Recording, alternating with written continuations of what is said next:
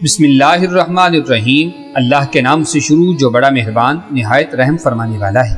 محترم دوستو، کرۂ ارض پر عبادت کے لیے سب سے پہلا گھر جو بنایا گیا وہ کعبۃ اللہ ہے۔ کیا آپ جانتے ہیں کہ اللہ کا گھر زمین پر کب اور کیسے تعمیر کیا گیا؟ اور جب بیت اللہ اس جگہ موجود نہیں تھا تو اس وقت اس کی جگہ کیا تھا؟ سب سے پہلے کس نے اس گھر کو بنایا اور اس کا طواف کیا؟ کس پیغمبر نے خانہ کعبہ کو تعمیر کیا اور آج تک کتنی مرتبہ کعبہ کی تعمیر کی گئی تھی؟ اور ابھی جو موجود تعمیر ہے وہ کس شخصیت نے بنائی تھی؟ اور کس بادشاہ نے سب سے پہلے خانہ کعبہ پر غلاف چڑھایا تھا؟ اور یہ بھی کہ کعبہ شریف کے پردوں کو آگ کس نے لگائی تھی؟ کس نے سب سے پہلے کعبہ شریف میں سونے کا دروازہ لگایا تھا؟ محترم دوستو، خانہ کعبہ کے بارے مکمل اور مستند حقائق پر مبنی معلومات آپ جان سکیں گے۔ بس اتنی سی گزارش ہے کہ ویڈیو کو آخر تک ضرور دیکھیے گا۔ معزز دوستو، سب سے پہلے بیت اللہ شریف کی تعمیر کی سعادت فرشتوں نے حاصل کی۔ امام زین العابدین سے ایک آدمی نے پوچھا، بیت اللہ کا طواف کب سے ہو رہا ہے؟ آپ رضی اللہ تعالی عنہ نے فرمایا، اللہ تعالیٰ نے فرشتوں کو زمین پر اپنا خلیفہ بنانے کے بارے میں اطلاع دی تو انہوں نے عرض کیا، ہم آپ کی تسبیح و تحلیل کرنے والے ہیں اور آپ ایسے بشر کو خلیفہ بنا رہے ہیں جو زمین میں فساد پھیلائے گا اور خون بہائے گا۔ اللہ تعالیٰ نے فرمایا، جو میں جانتا ہوں تم نہیں جانتے۔ ناظرین محترم، فرشتوں کو اپنی عرض پر نہایت ہی شرمندگی ہوئی۔ انہوں نے حالت زاری میں عرش الہی کا 3 دفعہ طواف کیا۔ اللہ تعالیٰ نے ان پر خصوصی رحمت کرتے ہوئے عرش کے نیچے بیت المعمور بنا کر فرمایا، تم اس کا طواف کیا کرو، اور اس کا ہر روز 70,000 فرشتے طواف کرتے ہیں۔ ایک دفعہ طواف کرنے والے دوبارہ نہیں آتے۔ اس کے بعد فرشتوں سے فرمایا، اب تم زمین پر جاؤ، اس کی مثل و مقدار کے مطابق زمین پر میرا گھر بناؤ۔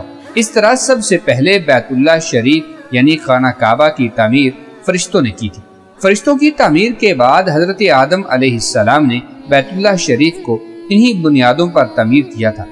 حضرت عبداللہ ابن عباس روایت کرتے ہیں کہ جب اللہ تعالیٰ نے حضرت آدم علیہ السلام کو جنت سے نکالا اور زمین پر بھیج دیا تو ان کا سر آسمان سے لگتا تھا اور ان کے پاؤں زمین پر تھے، اور ان کو فرشتوں کی عبادت کی آواز سنائی دیتی تھی۔ حضرت آدم علیہ السلام خوف خدا کی وجہ سے کشتی کی طرح لرزتے اور کانپتے تھے۔ اللہ تعالیٰ نے ان کا قد کم کر کے 60 ہاتھ کر دیا۔ حضرت آدم علیہ السلام نے بارگاہ خداوندی میں فریاد کی، یا اللہ، مجھے فرشتوں کی آواز سنائی کیوں نہیں دیتی؟ تو اللہ تعالیٰ نے جواب دیا، اے آدم، تم اپنے فعل کی بدولت ان کی آواز سننے سے محروم ہوئے ہو۔ پھر حکم دیا کہ زمین پر میرا ایک گھر تیار کرو اور اس کے گرد طواف کرو اور مجھے یاد کرو، جس طرح فرشتوں کو میرے عرش کے ارد گرد طواف کرتے ہوئے آپ نے دیکھا تھا۔ محترم دوستو، آدم علیہ السلام نے عرض کیا، اے میرے رب، میں یہ کام کیسے سر انجام دے سکتا ہوں، کیونکہ نہ میں اس جگہ سے واقف ہوں اور نہ میں اتنا قوی ہوں۔ پس اللہ تعالیٰ نے ایک فرشتہ مقرر کیا جو انہیں مغرب کی طرف لے گیا۔ آدم علیہ السلام کا جس کسی باغ پر سے گزر ہوتا اور وہ انہیں اچھا لگتا تو وہ کہتے، مجھے اسی جگہ چھوڑ دو، مگر فرشتہ نے کہا، تمہاری جگہ آگے ہے۔ یہاں تک کہ وہ مکہ مکرمہ پہنچ گئے۔ راستے میں جس مقام پر آدم علیہ السلام ٹھہرے ان جگہوں پر آبادیاں بنتی چلی گئیں، اور جس مقام کو چھوڑ دیا وہ سب جنگل و بیابان ہو گئے۔ پس آدم علیہ السلام نے بیت اللہ کی تعمیر 5 مقامات کے پتھروں سے کی تھی: طور سینا، طور زیتون، کوہ لبنان، کوہ جودی، اور بنیاد میں جبل ہرا کا پتھر استعمال کیا۔ اس کی تعمیر سے فارغ ہوئے تو وہ فرشتہ انہیں میدان عرفات کی طرف لے گیا اور آدم علیہ السلام کو تمام مقامات حج دکھائے، جہاں آج بھی لوگ مناسک حج ادا کر رہے ہیں اور قیامت تک کرتے چلے جائیں گے۔ اس کے بعد انہیں واپس مکہ لایا گیا۔ پھر انہوں نے 1 ہفتہ تک بیت اللہ کا طواف کیا اور سرزمین ہند کی طرف لوٹ آئے اور بوز نامی پہاڑی پر آپ کی وفات ہوئی۔ ناظرین محترم، وقت گزرتا گیا اور اللہ تعالیٰ نے حضرت نوح علیہ السلام کا ظہور فرمایا، مگر قوم نوح نے پیغمبر خدا کی بات کی طرف توجہ نہ کی اور پھر اللہ تعالیٰ نے ایک طوفان میں غرق کر دیا۔ حضرت نوح علیہ السلام کے زمانہ میں طوفان کی آمد سے کعبہ شریف ایک دفعہ منہدم ہو کر پوشیدہ ہو گیا تھا، مگر حجر اسود کو حضرت جبرائیل علیہ السلام نے جبل ابو قیس جو کہ کعبہ شریف کے قریب تھا اس میں حفاظت کے ساتھ رکھ دیا۔ طوفان کے ختم ہونے کے بعد عین خانہ کعبہ کے مقام پر سرخ رنگ کا ٹیلا نمودار ہو گیا تھا، جس کے اوپر سیلاب کا پانی نہیں چڑھا تھا اور حضرت نوح علیہ السلام کی کشتی اللہ تعالیٰ کے حکم سے اس کے گرد طواف کرنے لگی، جس کی بدولت لوگوں کو علم ہو گیا کہ یہ بیت اللہ کی جگہ ہے، لیکن اس کی بنیادیں غائب ہو چکی تھیں اور جو بھی آدمی وہاں کر دعا کرتا اس کی دعا قبول ہوتی تھی۔ اس وجہ سے لوگوں کا یقین کامل ہو گیا تھا کہ یہی وہ جگہ ہے جہاں اللہ تعالیٰ کا مقدس گھر موجود تھا، اور یہ حضرت ابراہیم علیہ السلام کے زمانے تک یوں ہی رہا۔ ناظرین محترم، تیسری مرتبہ تعمیر کعبہ حضرت ابراہیم اور حضرت اسماعیل علیہ السلام نے کی، وہ اس طرح کہ جب حضرت ابراہیم علیہ السلام کی عمر 90 برس ہوئی تو اللہ تعالیٰ نے انہیں ایک فرزند ارجمند سے نوازا جس کا نام اسماعیل علیہ السلام رکھا گیا۔ یہ وہی فرزند ہیں جنہوں نے بڑے ہو کر اپنے والد حضرت ابراہیم علیہ السلام کے ساتھ مل کر بیت اللہ شریف کی تعمیر کی تھی۔ حضرت ابراہیم علیہ السلام اس کی تعمیر سے پہلے حضرت اسماعیل علیہ السلام اور حضرت ہاجرہ کو حکم الہی کے مطابق بیت اللہ شریف چھوڑائے تھے، جو کہ اس وقت ایک ٹیلا کی شکل میں نظر آتا تھا۔ جب حضرت ابراہیم علیہ السلام کو بیت اللہ شریف کی تعمیر کا حکم ملا تو آپ مکہ مکرمہ اپنے بیٹے حضرت اسماعیل کے پاس پہنچے اور انہیں بتایا کہ اللہ تعالیٰ نے حکم دیا ہے کہ اس کا گھر تیار کرو۔ انہوں نے جواب دیا کہ آپ کو جو حکم ملا ہے اس کی تعمیل کیجیے، جس کا ذکر اللہ تعالیٰ نے قرآن مجید میں ارشاد فرمایا ہے، وَعَهِدْنَا إِلَىٰ إِبْرَاهِيمَ وَإِسْمَاعِيلَ أَن طَهِّرَا بَيْتِيَ لِلطَّائِفِينَ وَالْعَاكِفِينَ وَالرُّكَّعِ السُّجُودِ، اور ہم نے ابراہیم اور اسماعیل کو تاکید فرمائی کہ دونوں مل کر میرے گھر کو طواف، رکوع اور سجدہ کرنے والوں کے لیے پاک اور صاف رکھو۔ دونوں باپ بیٹا اس مقام پر چلے گئے جہاں حضرت ہاجرہ سلام اللہ علیہ نے حضرت جبرائیل علیہ السلام کے بتلانے پر جھونپڑی بنائی ہوئی تھی۔ دونوں کو بیت اللہ کی بنیادوں کی خبر نہ تھی، پھر اللہ تعالیٰ نے ایک ایسی ہوا بھیجی جسے ریح النجوج کہتے ہیں۔ اس نے بیت اللہ کی جگہ جھاڑو دیا جس سے بیت اللہ کی بنیادیں نظر آنے لگی اور دونوں باپ بیٹا بنیادیں کھودنے میں مصروف ہو گئے، اور پھر انہوں نے پہلی بنیاد پر ہی کعبہ کی بنیاد رکھی، جیسا کہ اللہ تبارک و تعالیٰ نے قرآن مجید میں ارشاد فرمایا ہے کہ وَإِذْ يَرْفَعُ إِبْرَاهِيمُ الْقَوَاعِدَ مِنَ الْبَيْتِ وَإِسْمَاعِيلُ، اور اس وقت کو یاد کرو جب ابراہیم اور اسماعیل خانہ کعبہ کی بنیادیں اٹھا رہے تھے۔ حضرت ابراہیم علیہ السلام اور حضرت اسماعیل علیہ السلام نے مل کر بیت اللہ کی دیواروں کو بلند کیا۔ حضرت ابراہیم تعمیر کا کام کرتے اور حضرت اسماعیل علیہ السلام پتھر لا کر انہیں دیتے تھے، اور دونوں کی زبان پر یہ دعا تھی، ربنا تقبل منا انک انت السمیع العلیم، اے ہمارے پروردگار یہ کام ہماری طرف سے قبول فرما، یقیناً تو خوب سننے والا اور جاننے والا ہے۔ ناظرین محترم، جب دیواریں بلند ہونے کی وجہ سے حضرت ابراہیم علیہ السلام زمین پر کھڑے ہو کر تعمیر کرنے سے قاصر ہو گئے تو ایک پتھر نیچے رکھ کر تعمیر کرنے لگے۔ اللہ تعالیٰ کو حضرت ابراہیم علیہ السلام کا کام انتہائی پسند آیا کہ اللہ تعالیٰ کے حکم سے جتنا ابراہیم علیہ السلام نے اونچا ہونا ہوتا یہ پتھر اتنا ہی اونچا ہو جاتا تھا، اور جب نیچے اترنے کی ضرورت محسوس ہوتی تو یہ پتھر اللہ کے حکم سے نیچے ہو جاتا تھا۔ اللہ تعالیٰ کو اپنے اس بندے کا کام اتنا پسند آیا کہ اللہ نے ان کے پاؤں کے نشانات پتھر پر قائم کر دیے تاکہ یہ بعد میں آنے والے اہل ایمان اور دوسروں کے لیے یادگار بنے رہیں۔ اسی پتھر کو مقام ابراہیم کے نام سے پکارا جاتا ہے، جس کے متعلق اللہ تعالیٰ نے قرآن مجید میں اس طرح ارشاد فرمایا ہے، وَاتَّخِذُوا مِن مَّقَامِ إِبْرَاهِيمَ مُصَلًّى، ابراہیم کے کھڑے ہونے کی جگہ کو مقام نماز بنا لو۔ محترم دوستو، حضرت ابراہیم اور اسماعیل نے بیت اللہ شریف کی تعمیر 5 پہاڑوں کے پتھروں سے کی تھی، طور سینا، طور زیتا، جبل لبنان، جبل جودی اور جبل ہیرا۔ یہ وہی 5 پہاڑ ہیں جن پہاڑوں کے پتھروں سے جناب آدم علیہ السلام نے پتھر لے کر کعبۃ اللہ کی تعمیر کی تھی۔ تعمیر کے دوران جب حضرت ابراہیم علیہ السلام حجر اسود کے مقام پر پہنچے تو آپ علیہ السلام نے حضرت اسماعیل علیہ السلام سے فرمایا کہ جاؤ ایک پتھر تلاش کر کے لاؤ جسے یہاں لگانا ہے تاکہ لوگوں کے لیے طواف شروع کرنے کا نشان بن جائے۔ لیکن آپ علیہ السلام تلاش کرنے کے باوجود ایسا پتھر تلاش نہ کر سکے۔ جب واپس آئے تو دیکھا کہ حضرت ابراہیم علیہ السلام کے پاس ایسا پتھر ہے جس کی روشنی چاروں طرف پھیلی ہوئی تھی۔ پوچھا، ابا جان یہ پتھر کہاں سے آیا؟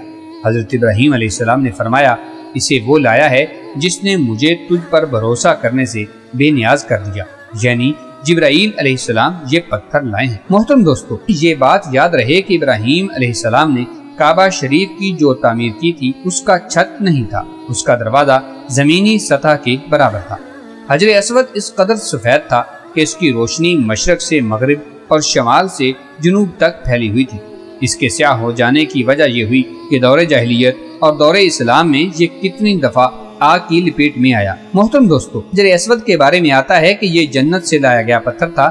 اس کی فضیلت پہلے سے تھی، مگر جب رسول کریم صلی اللہ علیہ وسلم نے اس کو بوسہ دیا تو اس کی عظمت و قدر کا اظہار ہر سو ہو گیا۔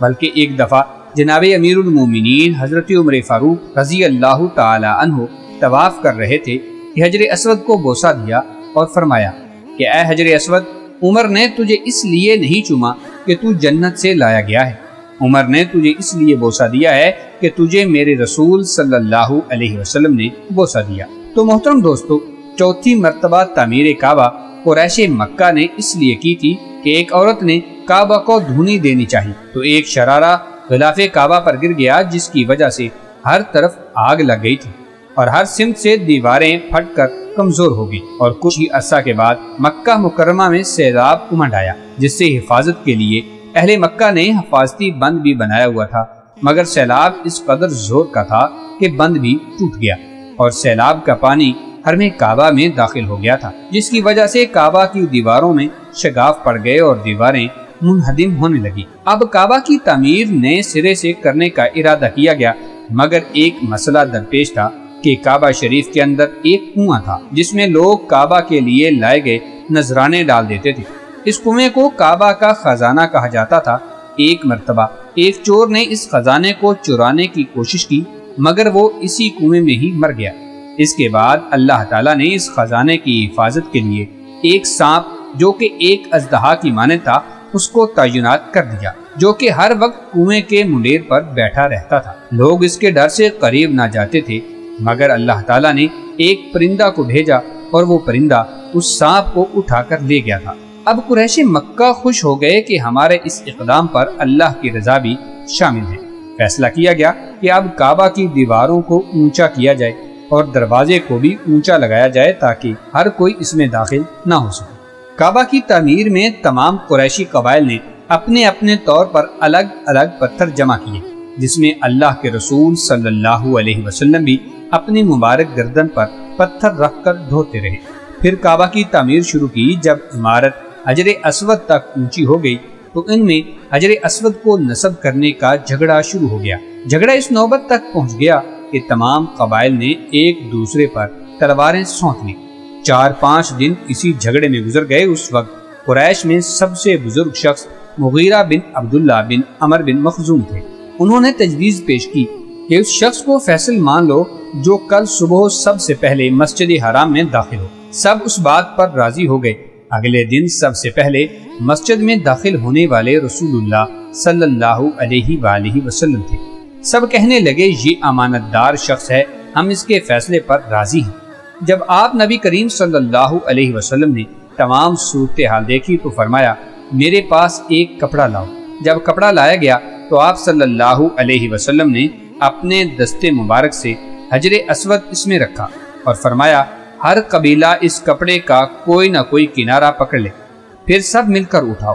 جب سب اصل جگہ پر پہنچے تو آپ علیہ الصلوۃ والسلام نے اپنے دستے مبارک سے حجر اسود کو اس کی جگہ پر نصب فرما دیا، اور یوں اللہ کے رسول صلی اللہ علیہ وسلم نے ایک بہت بڑے مسئلہ کو امن و محبت کے ساتھ حل فرما دیا۔ محترم ناظرین، کئی سال گزرنے کے بعد ایک دفعہ پھر خانہ کعبہ کو گرانے کا ارادہ کیا گیا۔ ہوا کچھ یوں تھا کہ واقعہ کربلا کے بعد اہل حجاز نے عبداللہ بن زبیر کو اپنا خلیفہ نامزد کیا، مگر یزید ملعون نے انہیں مطیع و فرمانبردار کرنے کے لیے حسین بن نمیر کی سپہ سالاری میں ایک بھاری لشکر مکہ مکرمہ کی طرف روانہ کیا اور جنگ و جدال کا سلسلہ شروع کر کے سنگ دلی کا مظاہرہ کر دیا۔ اس نے کوہ ابو قیس پر منجنیق نصب کر کے اس گھر یعنی بیت اللہ پر گندک اور دیگر آتش گیر مادے پھینکنے شروع کر دیے۔ چنانچہ آتش بازی کی وجہ سے بیت اللہ شریف کا غلاف اور رکن یمانی نظر آتش ہو گیا تھا۔ حضرت عبداللہ بن زبیر نے 3 دن استخارہ کرنے کے بعد کعبہ کو بالکل زمین کے برابر کر دیا اور حضرت ابراہیم علیہ السلام کی بنیاد کو بھی کھدوا لیا اور نئی تعمیر انہی بنیادوں پر کروائی۔ آپ نے کعبہ کی تعمیر چونے سے کروائی جو یمن سے منگوایا گیا تھا۔ جب آپ تعمیر سے فارغ ہو گئے تو آپ نے اس کے اندر مشک بھروایا اور دیواروں کو باہر کی جانب سے مشک سے لیپ دلوا دیا اور کتان مصری کا غلاف چڑھوا دیا۔ اس دن بہت سے غلام آزاد کیے گئے اور بہت سے اونٹ اور بکریاں ذبح کی گئی تھی۔ حضرت ابن زبیر رضی اللہ تعالی عنہ اور بہت سے قریش ننگے پاؤں مسجد عائشہ پہنچے اور عمرے کا احرام باندھا کہ اللہ تعالیٰ نے انہیں ابراہیمی تعمیر پر تعمیر کی سعادت بخشی ہے۔ اس طرح 5ویں مرتبہ تعمیر کعبہ کا شرف انہی کو ملا ہے۔ 6ٹھی مرتبہ کی تعمیر عبد الملک بن مروان اموی خاندان کا چشم و چراغ تھا۔ نشہ اقتدار کی وجہ سے اس کی طبیعت میں ہوس ملک گیری اس قدر پیدا ہو گئی تھی کہ اسے اپنے ملک پر صبر نہ آیا۔ حضرت عبداللہ بن زبیر کی خلافت کو للچائی ہوئی نگاہوں سے دیکھنے لگا اور سن 72 ہجری میں حجاج بن یوسف ثقفی کو حضرت عبداللہ بن زبیر کو مطیع کرنے کے لیے روانہ کر دیا۔ حجاج نے مکہ پہنچ کر محاصرہ کر لیا اور بیت اللہ شریف پر گولہ باری شروع کر دی اور بیت اللہ شریف کی دیواریں خستہ حال کر دی۔ حضرت عبداللہ بن عمر رضی اللہ تعالی عنہ بھی اس سال خانہ کعبہ کی زیارت اور حج بیت اللہ کے ارادے سے مکہ معظمہ تشریف لائے تھے۔ مکہ کی صورتحال دیکھ کر انہوں نے حجاج کو پیغام بھیجا، بندہ خدا تو دور دراز سے آنے والے لوگوں کا خیال کر، انہیں طواف بیت اللہ شریف اور صفا و مروہ کی سعی کا موقع دی۔ حجاج ان کی بات سے بہت متاثر ہوا اور گولہ باری بند کر دی۔ حج کی ادائیگی کے بعد حجاج نے تعمیر کعبہ کی گھر سے مکہ مکرمہ کو خالی کروا دیا اور تعمیر کا کام شروع کروایا۔ خانہ کعبہ کی ہر چیز ابن زبیر کی بنوائی ہوئی ہے۔ جب ولید بن عبد الملک کا دور آیا تو اس نے مکہ مکرمہ کے گورنر خالد بن عبداللہ قسری کو 36,000 دینار بھیجے۔ اس نے کعبہ کے دروازے پر نالے اور اندرونی ستونوں پر سونے کے پترے چڑھا دیے۔ ولید بن عبد الملک وہ پہلے خلیفہ تھے جس نے بیت اللہ میں سونے کا کام کروایا تھا۔ 7ویں اور آخری تعمیر کا شرف سلاطین آل عثمان سے سلطان مراد رابع ابن سلطان احمد کو نصیب ہوا۔ کعبہ میں سیلاب کے باعث کعبہ کی شامی اور غربی دیوار اور چھت کا کچھ حصہ گر گیا تھا۔ سلطان مراد نے تعمیر کعبہ کا حکم دیا اور اس کی تعمیر 1040 عیسوی میں مکمل ہوئی۔ جس طرح حجاج نے بنوائی تھی اسی طرز پر سلطان مراد نے بنوائی۔ سلطان مراد کی تعمیر موجودہ دور تک باقی ہے۔ ناظرین محترم، ہارون الرشید نے اپنے زمانہ میں حضرت امام مالک سے فتویٰ دریافت کیا کہ میں خانہ کعبہ کو کلی طور پر منہدم کر کے از سر نو حضرت عبداللہ ابن زبیر کی بنیادوں پر تعمیر کر سکتا ہوں؟ تو آپ رضی اللہ تعالیٰ عنہ نے فرمایا، بالکل نہیں، ایسا کرنے کی اجازت نہیں ہے۔ اسے بادشاہوں کا کھلونا نہ بنواؤ، جب چاہا مسمار کر دیا اور جب چاہا تعمیر کر لیا۔ اب قرب قیامت تک یوں ہی محفوظ رہے گا۔ یاجوج ماجوج کے خروج کے بعد ایک شکی القلب حبشی اس کی دیواروں پر حملہ آور ہوگا۔ رسول اللہ صلی اللہ علیہ وسلم نے فرمایا کہ ایک پتلی پنڈلیوں والا حبشی خانہ کعبہ کو مسمار کرے گا۔ اس کے بارے میں مکمل تفصیل ایک نئی ویڈیو میں بتائی جائے گی۔ ناظرین محترم، چند سال قبل خانہ کعبہ کا سونے کا دروازہ بنوانا سعودی عرب گورنمنٹ کے لیے بڑے اعزاز کی بات تھی۔ خانہ کعبہ کا سونے کا دروازہ پاکستانی کاریگروں کی زیر نگرانی تیار ہوا۔ سلطان مراد کی تعمیر آخری تعمیر ہے جو اس وقت تک اہل ایمان کی دیدہ دل کو منور کر رہی ہے۔ محترم دوستو، فرمان مصطفیٰ ہے، مومن کا قلب عرش الہی ہے۔ مومن کا قلب دراصل خانہ کعبہ ہے جس کا اصل مسکن خود اللہ تعالیٰ کی ذات ہے۔ جب دل ہر طرح کی خواہشات سے آزاد ہو جائے تو یہ کعبہ بن جاتا ہے۔ حضور علیہ الصلوۃ والسلام نے حضرت عمر رضی اللہ تعالیٰ عنہ سے فرمایا، اے عمر، یقین جانو کہ خانہ کعبہ انسان کا دل ہے، پس کعبہ دل کا حج کرنا چاہیے۔ حضرت عمر نے عرض کیا، یا رسول اللہ صلی اللہ علیہ وسلم، کعبہ دل کا حج کس طرح کیا جاتا ہے؟ حضور علیہ الصلوۃ والسلام نے فرمایا کہ انسان کا وجود ایک چار دیواری کے قائم مقام ہے۔ اگر اس چار دیواری میں سے شک، وہم اور غیر اللہ کا پردہ دور کر دیا جائے تو دل کے صحن میں خدا کی ذات کا جلوہ نظر آئے گا۔ حج کعبہ کا یہی مقصد ہے۔ اللہ تعالیٰ سے دعا ہے کہ اللہ تعالی ہمیں حج بیت اللہ کرنے کی سعادت نصیب فرمائے اور ہمیں کعبۃ اللہ اور روضۃ الرسول صلی اللہ تعالی علیہ وسلم کی زیارت کرنے کی توفیق عطا فرمائے، آمین ثم آمین یا رب العالمین۔ امید ہے کہ آپ کو یہ ویڈیو پسند آئی ہوگی۔ ویڈیو کو لائک کرتے ہوئے چینل کو سبسکرائب کر لیجیے گا۔ ملتے ہیں ایک نئی دلچسپ معلوماتی ویڈیو کے ساتھ۔ اللہ تعالی ہم سب کا حامی و ناصر ہو، آمین ثم آمین۔